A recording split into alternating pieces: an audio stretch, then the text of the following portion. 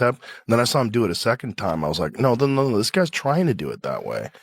He grabs right here, right? Yeah. And Craig Jones did an awesome breakdown of it on YouTube where he explains why it's effective and what's so good about it. And when he gets the grip locked in, like it's complete, immediate blood shutdown. You know, usually you feel it slowly fading away. It was like right away. Wow, so that dude's got a back. Like the whole drive-through movie on. The darkness started coming in like as soon as he got the grip. Really? Yeah. He's so fucking strong, man. There's like something.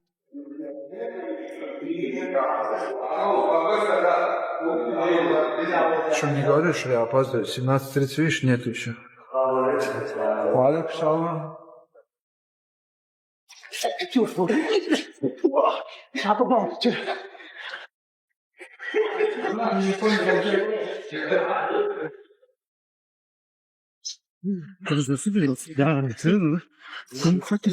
Таир, бала, ну что за дела же? Вая, Таир, эй! Шеф, штраф что надо взять? Отжимание. Железно. Давай 50 отжиманий. Нет, иди, я разберусь. Я хочу посмотреть, брат, если я опоздал, бы меня не оставил. Хорошо, Таир. Таир, давай отжимание. Иди сюда. А что ты еще как будто на прогулку идешь, опоздал, а? Я не опоздал, а ты... Как не опоздал? Опоздал, брат. Не. Сегодня у нас день борьбы проводит Яков. Честно говоря, сегодня можно было просто поиграться.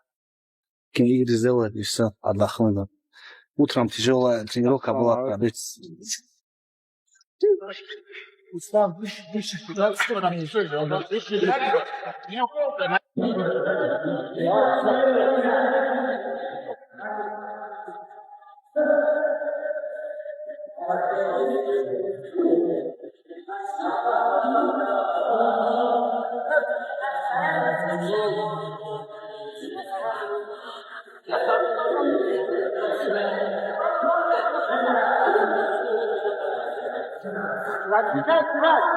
Расслабься. Просто делай свою жизнь. Нет, стил. Есть. 1-0.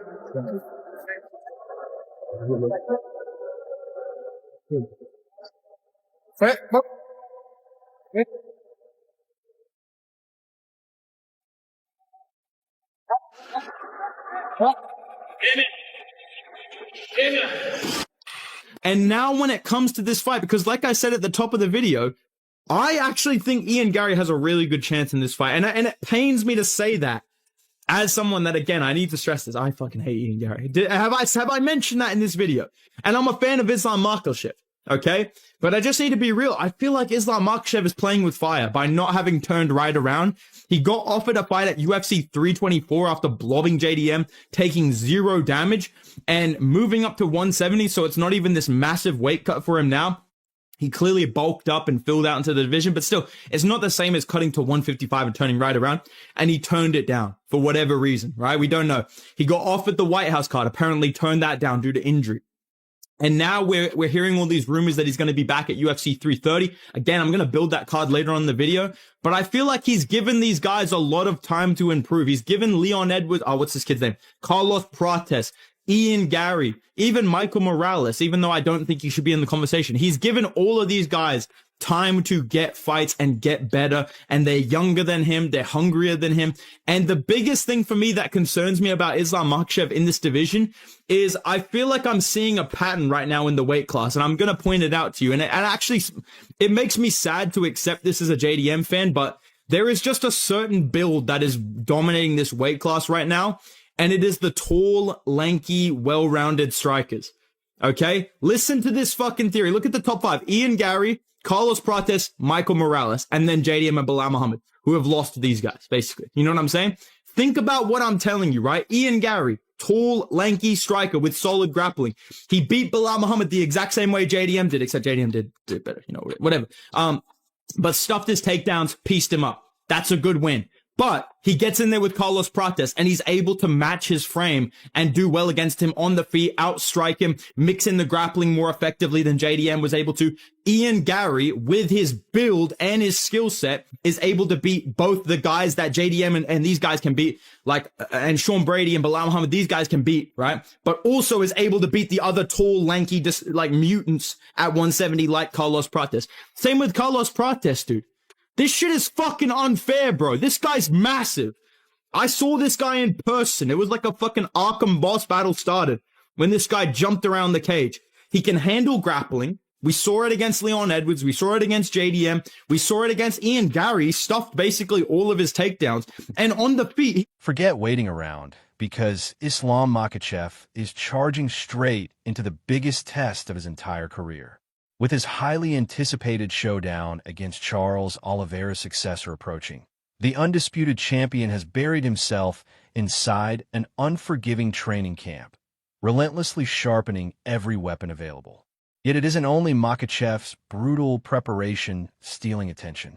Fresh footage from his camp, alongside the elite coaches directing every move, has fans buzzing and questioning exactly what secret strategy he's preparing for this massive clash. Which parts of his arsenal has Makhachev upgraded most? More importantly, will those improvements completely overwhelm his opponent? Everyone's about to discover soon. Makhachev. He does well with Islam on the stand-up because he's rangy, he's tricky, all those. But on the ground, he doesn't. He does okay, but he doesn't survive on the ground. I don't think. I mean, well, okay, he might survive 5 rounds, but he won't get the best of Islam on the ground.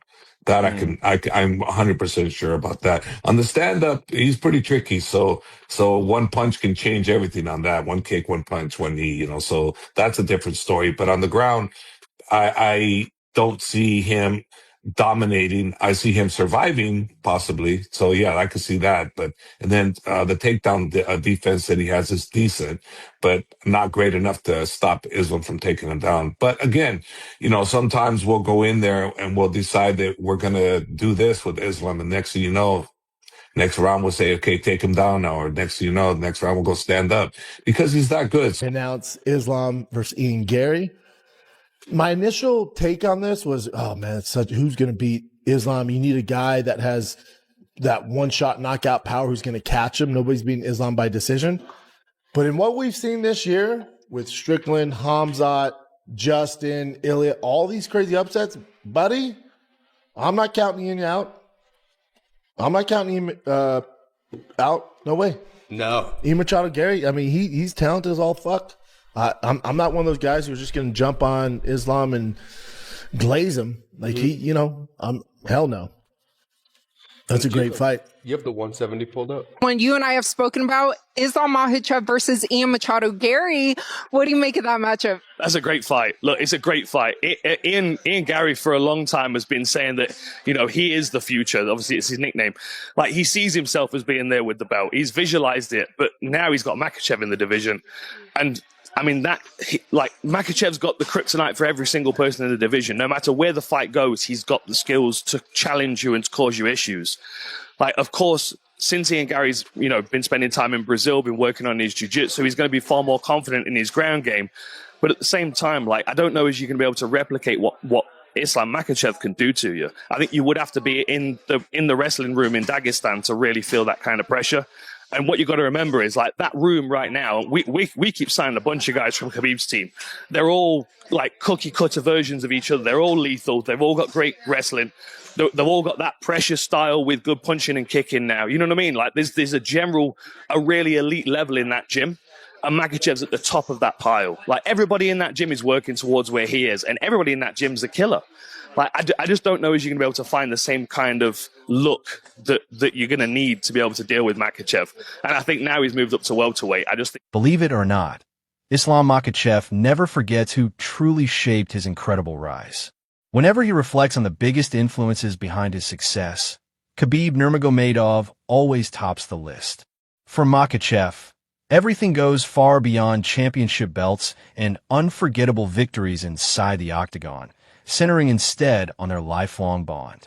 He remembers they grew up only a few hundred meters apart, constantly training side by side from an early age.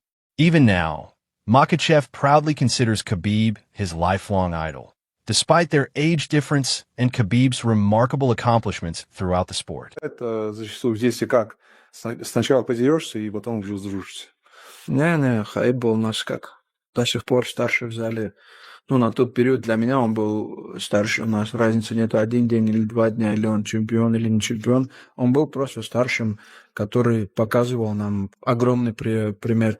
Мы с ним и в школе тренировались. Как ты сказал, мы между собой не дрались, но вместе на разборки ходили там за школу, за кого-то там. И вот так мы рядом жили. До того, как я попадал к Абдулманапу, у нас дом, наверное, между собой где-то 300-400 метров находился. Я уже его тогда знал. С Хаибом вот так с первого дня у нас были. Everyone thinks Islam Makhachev has already conquered everything, but apparently that still isn't enough. After reaching the absolute pinnacle of his MMA career, he insists his ambition refuses to fade. While many fans believe titles, fame, or wealth power his relentless mindset, Makhachev says the real motivation comes from something far deeper. From the unique atmosphere inside his training camp to the overwhelming pride he derives from pushing himself beyond every limit and achieving greatness. Makhachev has explained the hidden reasons driving his ambition. Instead of merely defending a title, he's determined to continually perform at his best, always remaining atop his game. На первой строчке. Знаете, как это я же всю жизнь этим занимаюсь. И мне вот просто нравится находиться с командой. Вот сейчас приехали на сборы 30 человек. Вот эта атмосфера, она по-любому и в городе не бывает. Вот эти большинство воспоминаний, то, что у меня есть от сборов, это вот когда мы толпой где-то собирались на какой-то базе, вот тренировались. У меня есть много других тоже воспоминаний, но это почти все связано с тренировочными сборами где-то с командой. Ну, вот этого я не хочу терять. И мне это до сих пор нравится. Мне нравится, когда я нахожусь в форме. Мне вот не нравится, когда я бываю не в форме. Где-то что-то болели, где-то что-то неохота, утром вставать неохота. Ну вот, когда ты в форме, не знаю, не могу, наверное, объяснить человеку, кто не... So, was Islam Makhachev finally rattled by Ian Gary's non-stop trash talk? Not exactly.